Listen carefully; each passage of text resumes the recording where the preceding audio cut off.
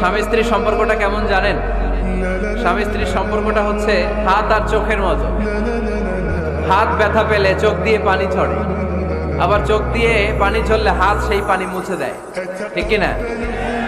স্বামী আর স্ত্রীর সম্পর্কটা এরকম হবে, হাত আর চোখ। হাত কেটে গেলে চোখ দিয়ে পানি পড়ে, আবার চোখ দিয়ে পানি পড়লে হাত দিয়ে ওই পানি মুছে দেয়। সম্পর্কটা এরকম থাকার দরকার আছে না নাই? তো বিশ্বনবী একদিন ফজরের সালাত শেষে লুকিয়ে লুকিয়ে মক্কার সবচেয়ে বড় বক্সার চিনেন তো? তিনি মক্কার সবচেয়ে বড় বক্সার রুকানার কাছে চলে গেল, যে বলল, রুকানা আসলিম তাসলাম, ইসলাম মানো শান্তিতে থাকবা, দুনিয়ায়ও থাকবা আখিরাতেও থাকবা। সুবহানাল্লাহ পড়ে। রুকানা বলে, না আব্দুল্লাহর বেটা মোহাম্মদ, আমি তো কালিমা পড়বো না, যদি বক্সিং খেলে আমারে হারায় দিতে পারো তাইলে কালিমা পড়বো। বিশ্বনবী বললেন, আমি তো বক্সিং খেলি না রে বাপ। রুকানা বলল, তাহলে আমিও কালিমা পড়ি না।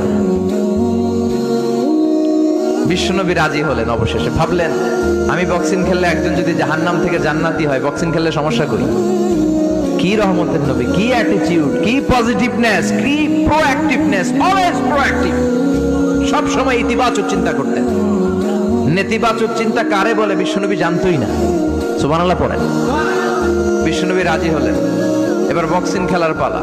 রুকানা হাফ প্যান্ট পরে গায়ের মধ্যে জাইতুনের তেল মেখে এভাবে লাফাচ্ছে। আপনারা রেসলিং খেলা দেখছেন? তেল মেখে পজিশন নেয় মারার জন্য প্রতিপক্ষকে। তো বিশ্বনবী তার পজিশন নেয় না, বিশ্বনবী দাঁড়িয়ে আছে। রুকানা বলল, মোহাম্মদ, আমি লাফাচ্ছি, তুমি লাফাও না কেন? তুমিও লাফাও। বিশ্বনবী বললেন, না আমি লাফাই না, কারণ আমি সেলাইবিহীন লুঙ্গি পরি। সেলাই ছাড়া লুঙ্গি পরে যদি কেউ লাফায়, বাতাসে সতর খুলে যাওয়ার সম্ভাবনা আছে না নাই? কি লাজুক নবী ছিলেন, কেউ বিশ্বনবীর লজ্জাস্থান জীবনেও দেখে নাই। এবার মারামারির পালা। রুকানা বলে, মোহাম্মদ তুমি মারো। বিশ্বনবী বললেন, তুই মার, কারণ আমি মারলে ওই মায়ের হজম করার ক্ষমতা তোর নাই। বিশ্বনবীর এক হাতে জান্নাতি 40 জনের শক্তি ঢুকাই দিছে কে? তো বিশ্বনবী মাইর দিলে এটাও হজম করতে পারবে? কথা কর, পারবে না। এখন রুকানাও মারে না, বিশ্বনবীও মারে না, খেলাও শুরু হয় না। এখন বিশ্বনবীও মারে না, রুকানাও মারে না, খেলাও শুরু হয় না। এখন রুকানা বলে, মোহাম্মদ তুমি মারো। বিশ্বনবী মারে নাই, কিন্তু বিশ্বনবী ওনার ডান হাত মোবারক, কি নরম হাত, সফটার দেন সিল্ক, সিল্কের চেয়ে নরম ছিল। ওয়াকানা কাফুহু আবিয়াদু মিনাদ দিবাজ, সফটার দেন সিল্ক, রেশমের কাপড়ের চেয়েও বিশ্বনবীর হাতের তালু সফট ছিল। এই হাতটা দিয়ে বিশ্বনবী রুকানার ডান কাঁধে এভাবে টাচ করলেন। মারে নাই, খালি বলছে, রুকানা এত লাফাস কেন? টাচ করার সাথে সাথে রুকানা বেহুশ হয়ে জমিনে পড়ে যায়। সবাই তো অবাক, ঘটনা কি? কি মিরাকেল, কি অলৌকিকত্ব! পানি ঢেলে রুকানারে হুঁশ ফিরানো হয়েছে। সবাই বলে, রুকানা তুই তো অনেক বড় পালোয়ান, আব্দুল্লাহর বেটা মোহাম্মদ ঘুষিও দিল না, লাথিও মারলো না, বেহুশ হইলি কেন? রুকানা বলে, আরে তোরা তো দেখোস নাই, তোরা দেখেছিস মোহাম্মদ হাত দিয়ে ধরেছে, আমার মনে হয়েছে বিশাল পাহাড় এসে কাঁধে চেপেছে। বিশ্বনবী তাহাজ্জুদের সময় দাঁড়িয়ে যেতেন ছোট্ট একটা ঘরে, চাটাইয়ের উপরে বিশ্বনবী মা এসে শুতেন, গাদাগাদি করে জায়গা নাই। মাঝরাতে বিশ্বনবী তাহাজ্জুদের জন্য দাঁড়াতেন, আল্লাহু আকবার বলে দাঁড়িয়ে যেতেন, নামাজ শুরু করে দিতেন। বিশাল বড় সূরা পড়তেন, কিরাত পড়তেন, রুকু করতেন, কিন্তু সিজদার জায়গায় সিজদা দেওয়ার জায়গা নাই। সিজদার জায়গায় মা এসা পা বিছিয়ে শুয়ে আছে। বুখারীর বর্ণনা, বিশ্বনবী সিজদায় যে হাত দিয়ে মা এসার পায়ের মধ্যে চিমটি কাটতেন। মা এসা বুঝতে পারতেন বিশ্বনবী এখন সিজদায় যাবে। সুবহানাল্লাহ পড়েন। মা এসা বুঝতে পেরে পা দুইটা সরিয়ে নিতেন, বিশ্বনবী সিজদা দিতেন। সিজদা দিয়ে বিশ্বনবী যখন আবার দাঁড়িয়ে যেতেন, মা আয়েশা পা বিছিয়ে আবার শুয়ে পড়তেন। কি ইবাদত ছিল বিশ্বনবীর! হাত্তা তাতাওয়াররামু খাদামা। মা আয়েশা বলতেন, বিশ্বনবী দাঁড়িয়ে থাকতে থাকতে এত সময় ধরে তাহাজ্জুদের সালাত পড়তেন, ওনার পা গুলো ফুলে এরকম টিউমারের মতো মোটা হয়ে যেত। সুবহানাল্লাহ পড়বেন না? দাঁড়িয়ে থাকতে থাকতে বিশ্বনবীর পা গুলো টিউমারের মতো মোটা হয়ে যেত। প্রথম রাকাতে বাকারা, আলে ইমরান পড়ে ফেলতেন। সুবহানাল্লাহ পড়েন।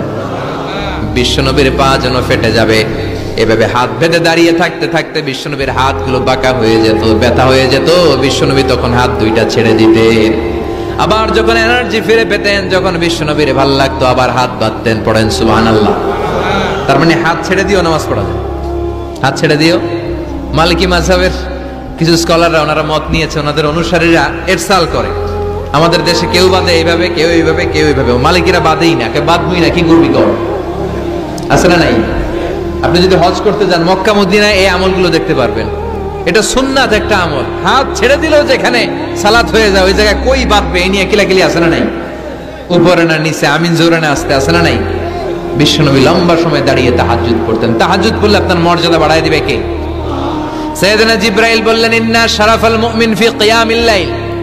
বিশ্বনবী বললেন, জিবরাইল এসে আমাকে বলে গিয়েছে মুমিনের মর্যাদা তাহাজ্জুদের নামাজের ভেতর। সুবহানাল্লাহ পড়েন। তাহাজ্জুদের নামাজ পড়লে মর্যাদা বাড়ায় দেয় কে? 2 নাম্বার কুরবাতুন ইলাল্লাহ, তাহাজ্জুদের নামাজ পড়লে আল্লাহর সাথে নৈকট্য বাড়িয়ে দেয় কে? আল্লাহর সাথে কানেক্টিভিটি আপনার বেড়ে যাবে। আমাদের দুনিয়াতে সব জায়গায় কানেক্টিভিটি আছে, এমপির সাথে হাত আছে, চেয়ারম্যানের সাথে হাত আছে, ওই এসআই এর সাথে হাত আছে, পুলিশের আইজির সাথে হাত আছে, কিন্তু আল্লাহর সাথে হাতটা নাই। কথা কন, আসল জায়গায় কানেকশন লাগানো দরকার। চিল্লায় বলেন ঠিক কি না? মান লাহুল মাওলা ফালাহুল কুল্লু। যে ব্যক্তি আল্লাহর হয়ে যায় গোটা বিশ্ব তার হয়ে যায়। যে সব জায়গায় যে ধর্ণা দেয় আল্লাহর কাছে ধর্ণা দেয় না, তার কোনো মর্যাদা নাই। আর যে ব্যক্তি সব দিক থেকে মুখ ফিরিয়ে আল্লাহর কাছে যায় গোটা বিশ্বের সবাই তার দিকে তাকিয়ে থাকে। এজন্য সম্পর্কটা লাগাইতে হবে কোন জায়গায়?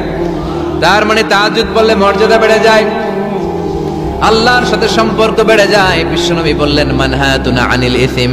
তাহাজ্জুদের নামাজ পড়লে তাহাজ্জুদের নামাজ আপনারে পাপ কাজ থেকে বাধা দিবে। সুবহানাল্লাহ পড়ে। তাহাজ্জুদ যারা পড়ে এরা পাপ কাজ করে না। চিল্লাই কোন ঠিক কি না?